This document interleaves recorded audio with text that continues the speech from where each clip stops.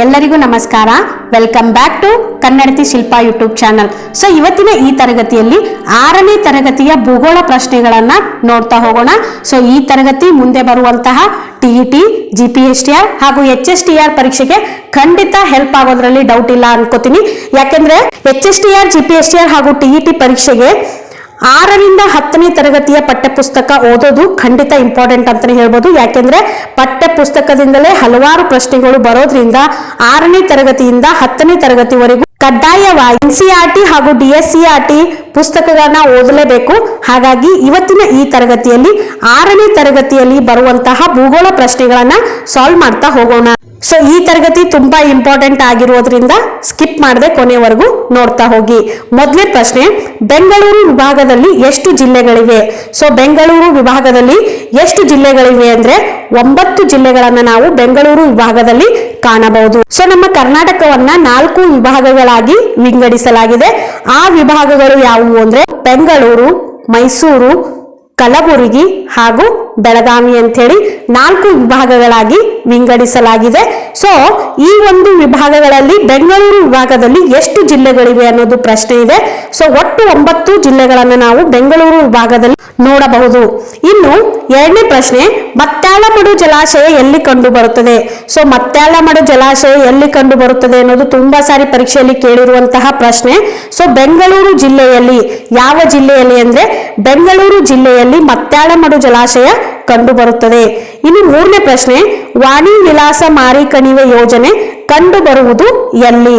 So ವಾಣಿ ವಿಲಾಸ ಮಾರಿ ಕಣಿವೆ ಯೋಜನೆ ಕಂಡು ಬರುವುದು ಎಲ್ಲಿ ಅಂದ್ರೆ ಚಿತ್ರದುರ್ಗ ಜಿಲ್ಲೆಯ ಹಿರಿಯೂರು ತಾಲೂಕಿನಲ್ಲಿ.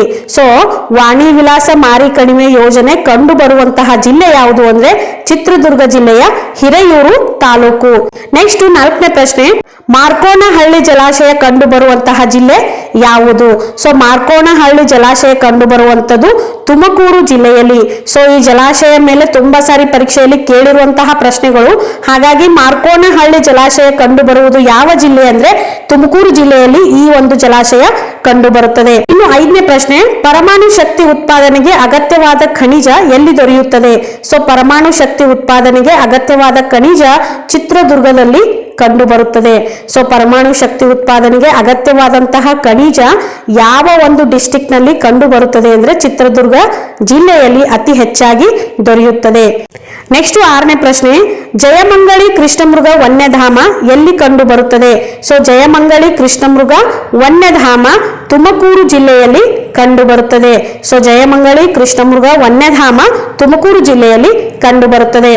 ಇನ್ನು 7ನೇ ಪ್ರಶ್ನೆ, ಶಿವಮೊಗ್ಗ ಜಿಲ್ಲೆಯ ಭದ್ರಾವತಿಯಲ್ಲಿ ಉಕ್ಕು ಮತ್ತು ಕಬ್ಬಿಣ ಕಾರ್ಖಾನೆ ಸ್ಥಾಪನೆಯಾಗಿದ್ದು ಎಷ್ಟರಲ್ಲಿ? ಸೊ ಶಿವಮೊಗ್ಗ ಜಿಲ್ಲೆಯ ಭದ್ರಾವತಿಯಲ್ಲಿ ಉಕ್ಕು ಮತ್ತು ಕಬ್ಬಿಣ ಕಾರ್ಖಾನೆ ಸ್ಥಾಪನೆಯಾಗಿತ್ತು, ಅದು ಎಷ್ಟರಲ್ಲಿ ಅನ್ನೋದು ಪ್ರಶ್ನೆ ಇದೆ.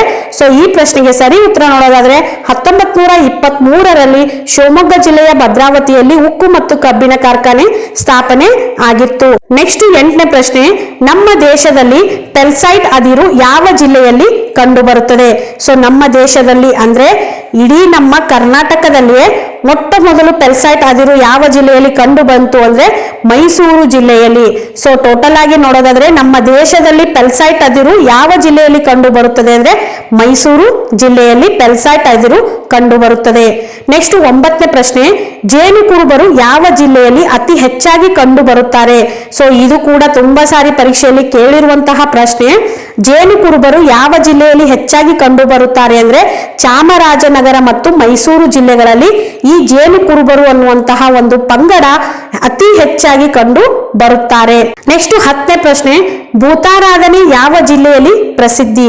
ಸೊ ಭೂತಾರಾಧನೆ ಇದು ಕರಾವಳಿ ಜಿಲ್ಲೆ ಅಂದ್ರೆ ದಕ್ಷಿಣ ಕನ್ನಡ ಜಿಲ್ಲೆಯಲ್ಲಿ ಅತಿ ಹೆಚ್ಚಾಗಿ ಈ ಭೂತಾರಾಧನೆಯನ್ನ ನಾವು ನೋಡಬಹುದು. ನೆಕ್ಸ್ಟ್ 11ನೇ ಪ್ರಶ್ನೆ, ಕಂಸಾಳೆ ಕುಣಿತಕ್ಕೆ ಯಾವ ಜಿಲ್ಲೆ ಪ್ರಸಿದ್ಧಿಯಾಗಿದೆ? ಸೊ ಕಂಸಾಳೆ ಕುಣಿತಕ್ಕೆ ಪ್ರಸಿದ್ಧಿಯಾದಂತಹ ಜಿಲ್ಲೆ ಯಾವುದು ಅಂದ್ರೆ ಚಾಮರಾಜನಗರ. ನೆಕ್ಸ್ಟ್ 12ನೇ ಪ್ರಶ್ನೆ, ಉತ್ತರ ಕನ್ನಡ ಜಿಲ್ಲೆಯ ಮುಖ್ಯ ಉದ್ಯೋಗ ಯಾವುದು? ಸೊ ಉತ್ತರ ಕನ್ನಡ ಜಿಲ್ಲೆಯ ಮುಖ್ಯ ಉದ್ಯೋಗ ಯಾವುದು ಅಂದ್ರೆ ಮೀನುಗಾರಿಕೆ. ಸೊ ಈ ಮೀನುಗಾರಿಕೆ ಉತ್ತರ ಕನ್ನಡ ಜಿಲ್ಲೆಯ ಮುಖ್ಯ ಉದ್ಯೋಗವಾಗಿದೆ. ನೆಕ್ಸ್ಟ್ 13ನೇ ಪ್ರಶ್ನೆ, ಕರ್ನಾಟಕದಲ್ಲಿ ಗ್ರೈನೈಟ್ ಶಿಲೆಗಳ ಅಪಾರ ನಿಕ್ಷೇಪ ಎಲ್ಲಿ ಕಂಡು ಬರುತ್ತದೆ? ಸೊ ಈ ಗ್ರೈನೈಟ್ ಶಿಲೆಗಳ ಅಪಾರ ನಿಕ್ಷೇಪ ಕಂಡು ಬರುವಂತದ್ದು ಕರ್ನಾಟಕದಲ್ಲಿ ಎಲ್ಲಿ ಅಂದ್ರೆ ಇಲ್ಕಲ್ ನಲ್ಲಿ. ಸೊ ಇಲ್ಕಲ್ ನಲ್ಲಿ ಗ್ರೈನೈಟ್ ಶಿಲೆಗಳು ಅಪಾರ ನಿಕ್ಷೇಪ ಕಂಡು ಬರುತ್ತದೆ.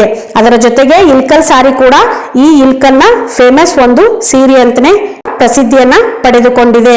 ನೆಕ್ಸ್ಟ್ 14ನೇ ಪ್ರಶ್ನೆ, ತೊಗಲುಗೊಂಬೆ ಪ್ರದರ್ಶನ ಎಂಬ ಜನಪದ ನಾಟಕ ಯಾವ ವಿಭಾಗದಲ್ಲಿ ಪ್ರಸಿದ್ಧಿ ಪಡೆದಿದೆ?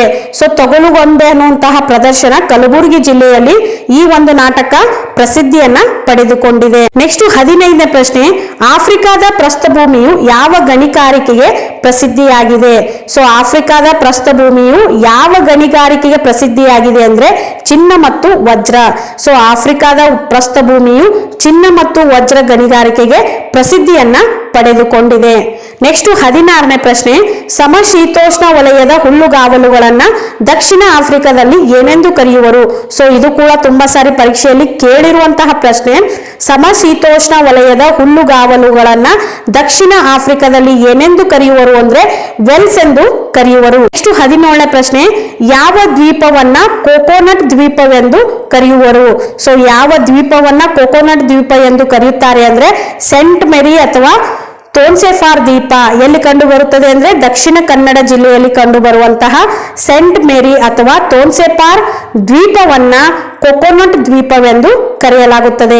ನೆಕ್ಸ್ಟ್ 18ನೇ ಪ್ರಶ್ನೆ, ಅತಿ ಚಿಕ್ಕ ದ್ವೀಪಗಳನ್ನ ಏನೆಂದು ಕರೆಯುವರು? ಸೊ ಅತಿ ಚಿಕ್ಕ ದ್ವೀಪಗಳನ್ನ ಐಲೆಟ್ಸ್ ಎಂದು ಕರೆಯಲಾಗುತ್ತದೆ. ನೆಕ್ಸ್ಟ್ ಪ್ರಶ್ನೆ 19ನೇ ಪ್ರಶ್ನೆ, ಸಿಂಧೂ ಗಂಗಾ ನದಿ ಬಯಲು ಒಂದು. ಸಿಂಧೂ ಗಂಗಾ ನದಿ ಬಯಲು ಒಂದು ಸಂಚಯನದಿಂದಾದ ಮೈದಾನ. ಸೊ ಸಿಂಧೂ ಗಂಗಾ ನದಿ ಬಯಲುವನ್ನ ಸಂಚಯನದಿಂದಾದಂತಹ ಮೈದಾನ ಎಂದು ಕರೆಯಲಾಗುತ್ತದೆ. ನೆಕ್ಸ್ಟ್ 20ನೇ ಪ್ರಶ್ನೆ, ಟಿಬೆಟ್ ಪ್ರಸ್ಥಭೂಮಿ ಯಾವುದಕ್ಕೆ ಉದಾಹರಣೆಯಾಗಿದೆ? ಸೊ ಟಿಬೆಟ್ ಪ್ರಸ್ಥಭೂಮಿ ಅಂತರ ಪರ್ವತ ಪ್ರಸ್ಥಭೂಮಿ ಎಂಬ ವಿಭಾಗಕ್ಕೆ ಉದಾಹರಣೆಯಾಗಿದೆ. ಸೊ ಟಿಬೆಟ್ ಪ್ರಸ್ಥಭೂಮಿಯು ಅಂತರ ಪರ್ವತ ಪ್ರಸ್ಥಭೂಮಿಗೆ ಉದಾಹರಣೆಯಾಗಿದೆ. ಸೊ ಇದಾಗಿತ್ತು ಇಂದಿನ ತರಗತಿ. ಈ ತರಗತಿಯಲ್ಲಿ 6ನೇ ತರಗತಿಯಲ್ಲಿ ಬರುವಂತಹ ಭೂಗೋಳ ಪ್ರಶ್ನೆಗಳನ್ನ ಇವತ್ತಿನ ಈ ತರಗತಿಯಲ್ಲಿ ಸಾಲ್ವ್ ಮಾಡ್ತಾ ಬಂದೆವು. ಆಲ್ರೆಡಿ ನಾನು 3ನೇ ತರಗತಿ ಹಾಗೂ 4ನೇ ತರಗತಿ ಹಾಗೂ 5ನೇ ತರಗತಿ ಹಾಗೂ 6ನೇ ತರಗತಿಯಲ್ಲಿ ಬರುವಂತಹ ಇತಿಹಾಸದ ಚಾಪ್ಟರ್ 1 ಹಾಗೂ ಚಾಪ್ಟರ್ 2 ಕಂಪ್ಲೀಟ್ ಮಾಡಿದೀನಿ. ಸೊ ಯಾರೆಲ್ಲ ಆ ವಿಡಿಯೋನ ನೋಡಿಲ್ಲೋ ಸೊ ನನ್ನ ಚಾನಲ್ನ ಪ್ಲೇ ಲಿಸ್ಟ್ಗೆ ಹೋಗಿ 3ರಿಂದ 10ನೇ ತರಗತಿಯ ವಿಡಿಯೋಸ್ ಅಂತ ಹೇಳಿ ಒಂದು ಪ್ಲೇ ಲಿಸ್ಟ್ ಇರುತ್ತೆ. ಸೊ ಆ ಪ್ಲೇ ಲಿಸ್ಟ್ ಅನ್ನ ನೀವು ಕ್ಲಿಕ್ ಮಾಡುವುದರ ಮುಖಾಂತರ ಎಲ್ಲ ವಿಡಿಯೋಗಳು ನಿಮಗೆ ಒಂದ್ ಕಡೆ ಸಿಗೋದಿಕ್ಕೆ ಸಾಧ್ಯವಿದೆ. ಸೊ 3ನೇ ತರಗತಿಯಲ್ಲಿ ಏನಪ್ಪಾ ಅಂತ ಕ್ವಶನ್ಸ್ ಇದೆ ಅಂತ ಹೇಳಿ ನಿಮ್ಗೆ ಅನಿಸ್ಬೋದು.